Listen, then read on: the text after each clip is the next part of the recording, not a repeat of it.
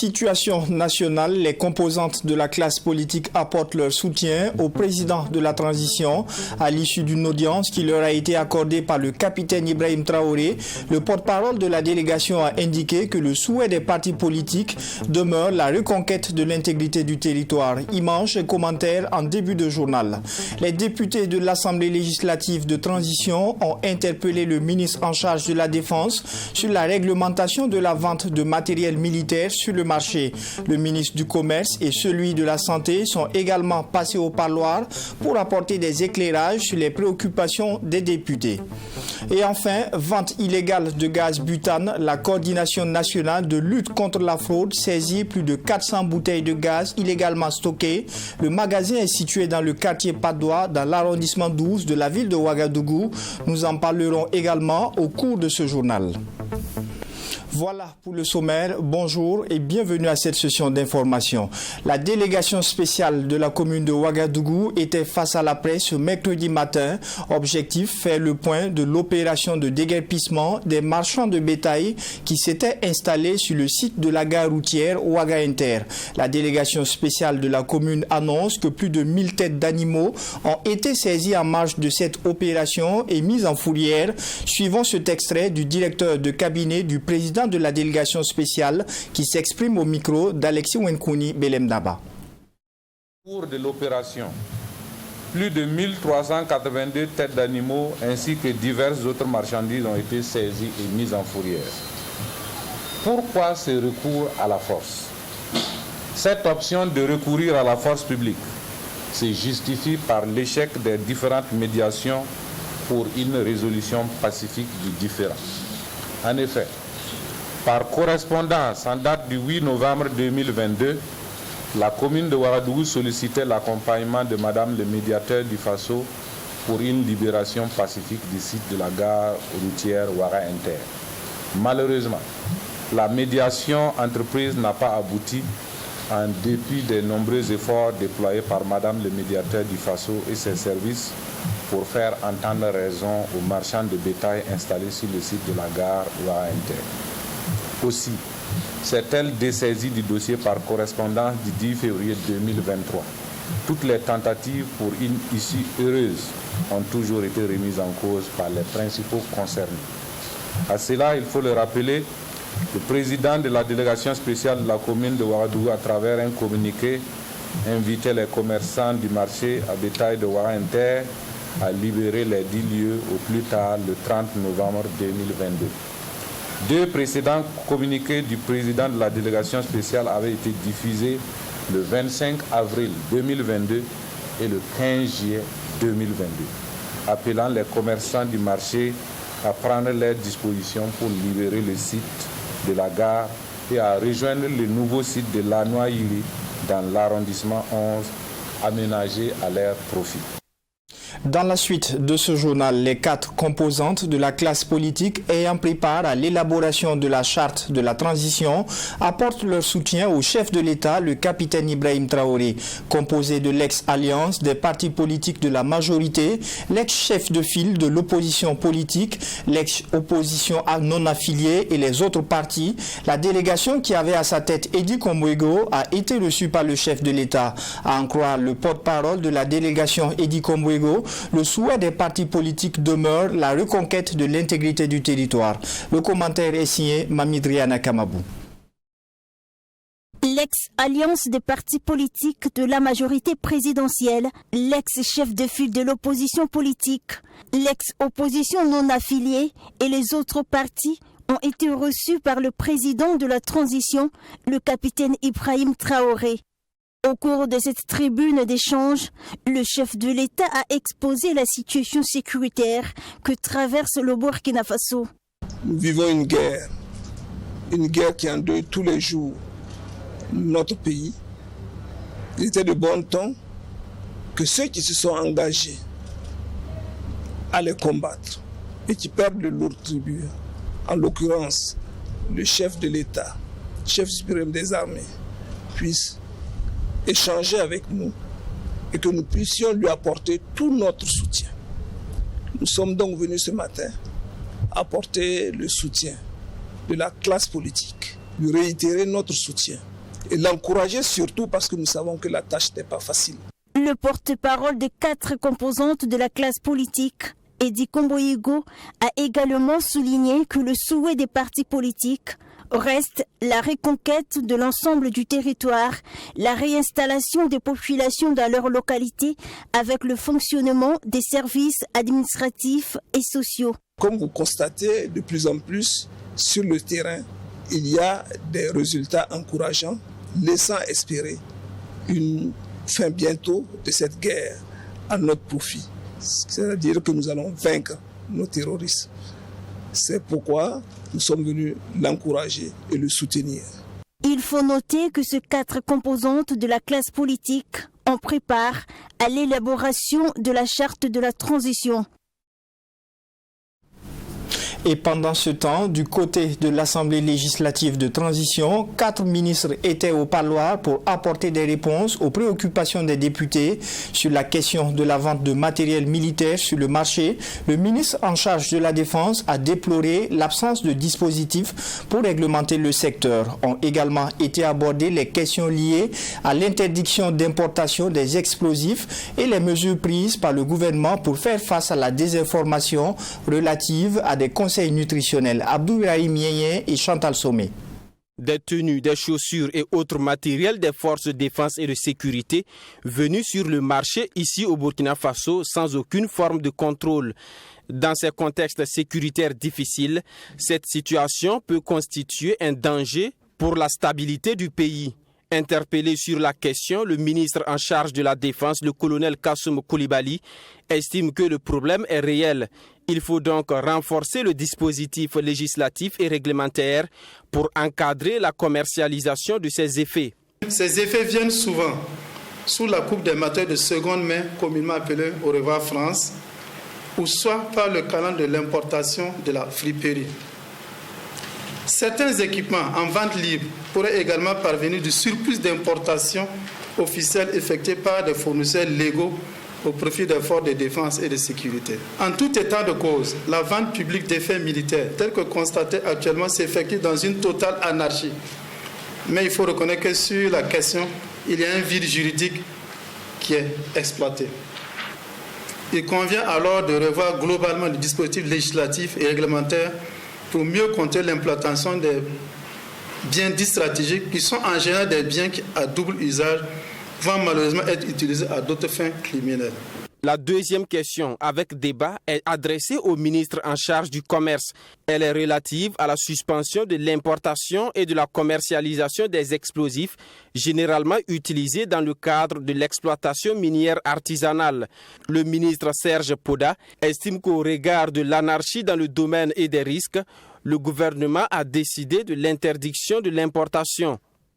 On a donné autorisation qu'à 5 structures agréées qui sont des fournisseurs de sociétés minières pour qu'elles puissent entrer avec le produit sur le territoire national. Aujourd'hui, aucune autre entité ne peut avoir une autorisation ou ne peut faire l'importation officiellement de ces produits explosifs et même des artifices à usage civil. Nous avons renforcé le personnel dédié aux brigades de contrôle. Nous travaillons en fonction des moyens financiers à leur octroyer le plus de matériel qui leur permette d'aller en profondeur, d'avoir des informations pour aller détecter les cas d'importation illégale et prendre les sanctions qui s'y est. Le ministre en charge de la Santé était également face aux députés de l'ALT. Interrogé sur des multiples cas de désinformation relative à des conseils nutritionnels, le ministre de la Santé, Robert Lucien Jean-Claude Kargougou, estime que des mesures sont prises. De l'élaboration et de la diffusion d'outils de communication, que ce soit des dépliants, des capsules, des guides d'alimentation. Donc nous déployons un certain nombre d'outils sur la nutrition et la lutte contre les maladies non transmissibles. En perspective, nous voulons organiser une rencontre de concertation entre notre département et les médias afin de nous accorder sur les mesures à mettre en œuvre pour désigner les invités qui pourraient passer lors des émissions radio et télé relativement aux questions spécifiques de santé et de nutrition. Le ministère de la Santé et de l'Hygiène publique prévoit également des séances de renforcement de capacité des journalistes sur la question. Le ministre Jean-Claude Kargougou a également affirmé l'engagement de son département à mettre en place l'ordre des nutritionnistes. Autre préoccupation, toujours à l'Assemblée législative de transition, c'est la situation des investisseurs en trading. On se souvient qu'en 2019, le gouvernement avait suspendu les activités des sociétés de trading et gelé leurs comptes pour non-conformité de ce type de commerce au Burkina Faso. 4 ans après, des députés interrogent le gouvernement sur la suite du dossier. On reste avec Abdoulaye Mieye et Chantal Sommet. Le dossier des sociétés de trading et leurs investisseurs transmis à la justice depuis 2019 évolue selon le ministre en charge de l'économie. Interrogé sur la question, Dr Aboubakar Nakanabo estime que le gouvernement attend le verdict de la justice avant toute prise de décision. Pour lui, cette situation est due à la non-réglementation de la pratique des activités de trading, ce qui a conduit à la suspension des activités de ces sociétés en 2019 et le gel de leurs comptes. On aurait pu effectivement être proactif, essayer de réglementer la chose dès que ça a commencé, faire en sorte que les risques soient limités. Mais le fait est qu'aujourd'hui, le constat, c'est des pertes des investisseurs liées donc à cette opération. Le dossier étant en justice, il est ici d'attendre que la décision donc, de justice puisse situer toutes les parties prenantes. Cela permettra donc à l'État de voir quelle est la mesure à prendre. Bon, vous avez relevé le fait qu'il était précisé que le gouvernement allait rembourser les capitaux, mais je pense que ce serait bien qu'on attende la décision de justice. Et ça permettra donc de voir dans quel sens il faut aller. Les investisseurs qui attendent depuis 4 ans d'être remboursés disent rester sur leur soif suite aux réponses du ministre. Edmond Sommet soulève des contradictions dans les propos de l'ancien ministre de la Justice René Bagoro et le discours de ce jour du ministre Aboubakar Nakanabo. Mais qui disent que parce que le dossier est en justice, on ne peut pas traiter de cette question, moi je tombe de nu. Parce que le ministre d'alors, quand bien même le dossier était enroulé, disait que le gouvernement va payer. Et comment le ministre Bagoro, comment se fait-il que lui, ministre maintenant, il dise qu'on ne peut pas?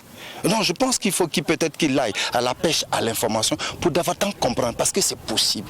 C'est vrai, la situation dure, c'est pas que nous voulons détourner leur attention de la grande préoccupation qui est le terrorisme.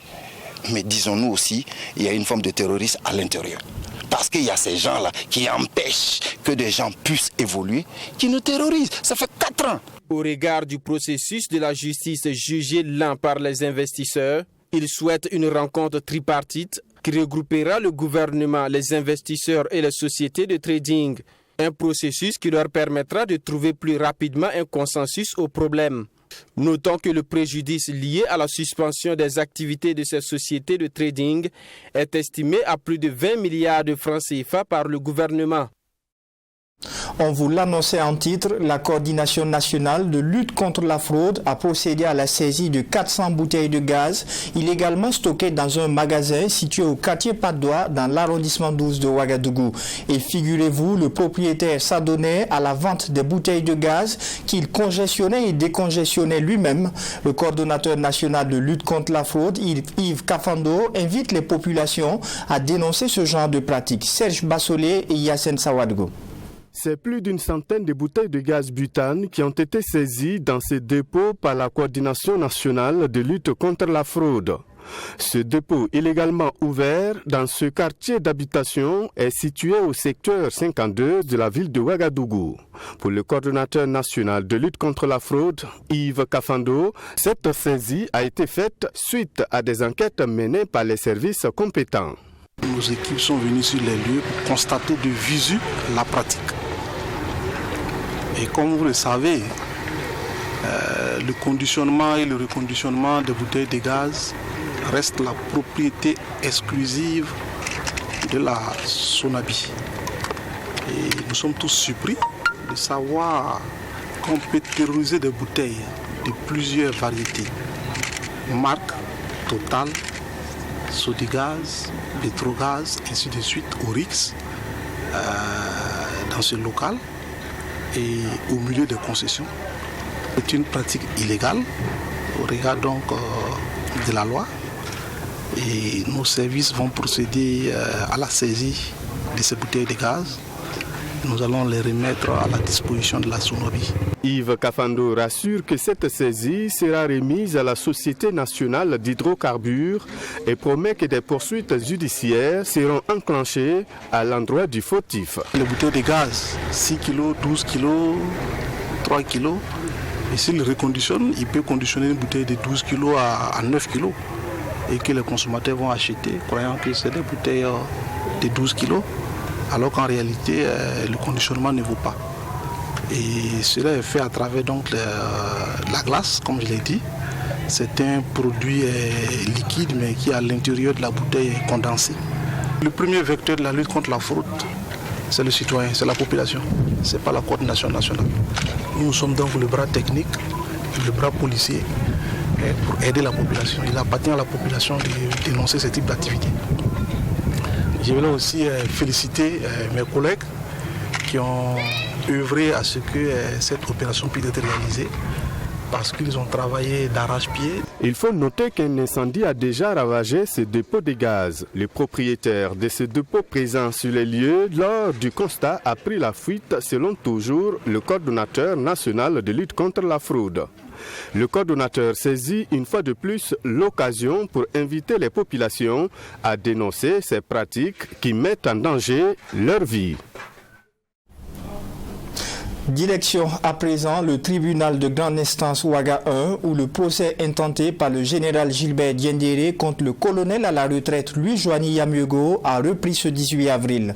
Ce dernier est accusé de faux témoignages et de dénonciations calomnieuses tenues lors du procès d'Abo Boukari en septembre 2022. La défense qui rejette les différentes accusations demande la relaxation de Louis-Joanny Yamiego et l'avocat de Gilbert Diendéré lui par contre demande sa condamnation. Jean-Eudes Bambara. L'essentiel des débats ayant été déjà menés et les déclarations des différentes parties prises, l'audience du jour s'est consacrée à la constitution de la partie civile, la réquisition du ministère public et les plaidoiries de la défense. Dans ce procès intenté par le général Gilbert Diendéré contre le colonel à la retraite Louis-Joanny Yamiego, ce dernier est accusé des faits de calomnie, de faux témoignages, de faux serments, d'atteinte à l'honneur et à la réputation du général Diendéré. Les faits remontent au procès d'Abo Boukari tenu par la chambre criminelle de la cour d'appel de Ouagadougou en septembre 2022. Convoqué en son temps en tant que témoin pour dire ce qu'il savait du décès de Dabo Boukari, Louis-Joanny Yamiego se serait, selon l'avocat de Gilbert Diendéré, maître Jean-Paul Kaboré, rendu coupable de 2 accusations graves sans preuve. D'abord, il a dit qu'un de ses chauffeurs lui aurait dit que c'est le capitaine Gilbert Diendéré dans le temps qui l'avait envoyé enterrer donc, le corps du professeur Guillaume Sessouma à Pau. Et ensuite, il aurait dit que un justement du corps aurait dit alors qu'il a déjà reçu des faux billets de la part des services du Sénèque dirigés par Gilbert Diendéré.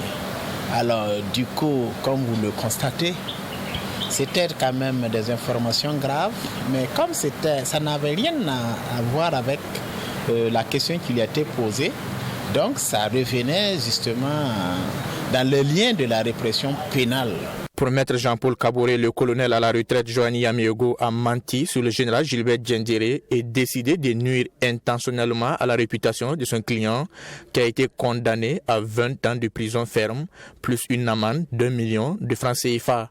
Maître Kaboré demande donc la condamnation de M. Yamiego. Son avocat est venu justement patauger dans la pâte pour essayer de le sauver, mais nous avons foi que le juge va rester serein parce que la justice est un droit pour tout le monde.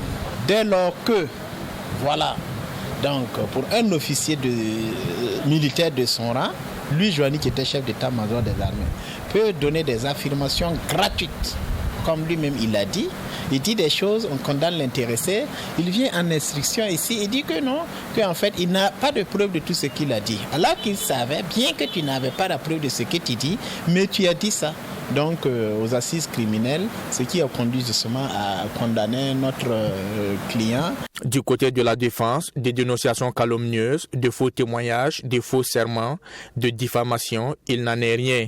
Maître Marcelin Ziba a dans sa plaidoirie demandé la relaxation de son client. Les propos qui ont été extraits et qui ont fait l'objet donc de la citation directe ont été tenus au cours donc d'une audience et que la loi dit que si des propos sont tenus au cours d'une audience, on ne peut pas considérer, même si ces propos sont diffamatoires, il n'y a pas de poursuite possible contre ça. Donc, on n'a pas compris pourquoi l'autre partie a estimé qu'il y avait diffamation. Et pour la dénonciation calomnieuse, nous avons dit que non, les conditions qui sont prévues par la loi, par la jurisprudence et la doctrine pour qu'il y ait dénonciation calomnieuse ne sont pas réunies. Et nous avons demandé donc que notre client soit tout simplement relaxé. Il en est de même pour le faux témoignage. Pour le faux témoignage, il aurait fallu que